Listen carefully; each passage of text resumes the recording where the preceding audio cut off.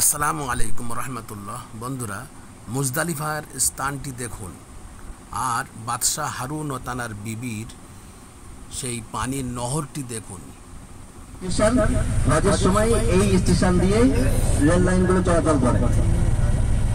এই মুজদালিফায় আগে অনেক আগের তুর্কির স্টেশন ছিল, ওখানে সেগুলি দেখুন। এবার আমরা মুজদালিফাতে প্রবেশ করেছি। দেখেন আমাদের দুই সাইডে মুজদালিফা, সামনে একটা আমরা মসজিদ দেখতে পাচ্ছি।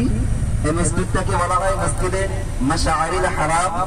এই মসজিদটা যেমন আমরা বলেছিলাম আরাফার ময়দানে বলেছিলাম যে আরাফার ময়দানে যে মসজিদে নিমরা শুধুমাত্র 9 জিলহজ জোহর আর আসরের জন্য খোলা হয়, আর এই মসজিদে মাশআরিল হারাম ওই 10 জিলহজ মাগরিব আর ইশা এবং ফজরের নামাজের জন্য, এই 3 ওয়াক্ত নামাজের জন্য এই মসজিদে খোলা হয়।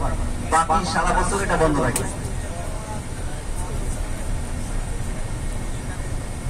পাহাড়ের গা বয়ে দেখতে পাচ্ছেন কি? আমরা কাছে গেলে আরো ভালো দেখতে পাবো ইনশাআল্লাহ। এটাকে নেহরু জুবাইদা বলে।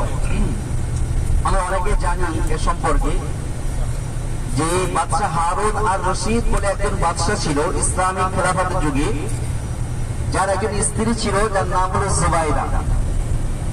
এই বাদশাহ হারুন আর রশিদের স্ত্রী, এই যে পাঁচের মতো দেখতে যেটা, এটাকে নেহরু জুবাইদা বলে। দেখেন পাহাড়ের গা বয়ে আছে, এই যে আমরা পাশ দিয়ে যাচ্ছি, আমাদের ডান হাতে পড়ছে এটা। এই বাদশাহ হারুন আর রশিদের স্ত্রী জুবাইদা তিনি হজে এসেছিলেন। হজে এসে তখন আরাফার ময়দানে কোনো পানির ব্যবস্থা ছিল না। এখন যেমন আরাফার ময়দানে বাথরুমের ব্যবস্থা আছে, পর্যাপ্ত পানির ব্যবস্থা আছে, রাস্তার উপরে পানি ছিটানো হয় যাতে হাজিদের কষ্ট না হয়, কিন্তু তখন তৎকালীন সময়ে পানি ছিল না এখানে। এবং মক্কা শহর থেকে তায়েফ 120 কিলোমিটার দূরত্ব, এবং মক্কা শহরের থেকে তায়েফের উচ্চতা প্রায় 6000 মিটার উঁচু। মক্কা শহরের থেকে তায়েফের উচ্চতা 6000 মিটার উঁচু তায়েফ।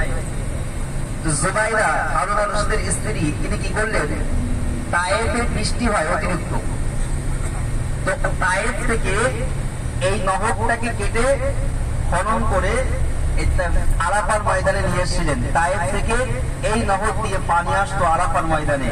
তাই যেহেতু বাদশাহ হারুন আর রশিদের স্ত্রী জুবাইদা, তার নেতৃত্বে তিনি খরচা দিয়ে এই নহরটাকে বানিয়েছিলেন, তাই এই নহরের নাম দেওয়া হয়েছে নহরে জুবাইদা। যদিও এটা এখন আর সেই অবস্থায় নেই, এখন আর পানি আসে না, আর অনেক জায়গায় এর ভগ্নাশেষ শেষ হয়ে গিয়েছে। কিছু কিছু অংশ এখানে বাকি আছে, বাকি মাঝখানে কোথাও কোথাও নেই, পুরো শেষ হয়ে গিয়েছে।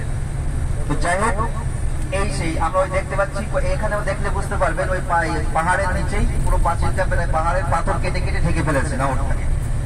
ওই জায়গা আগের জায়গাগুলোকে বাকি রেখেছে হাজী সাহেব দেখার জন্য।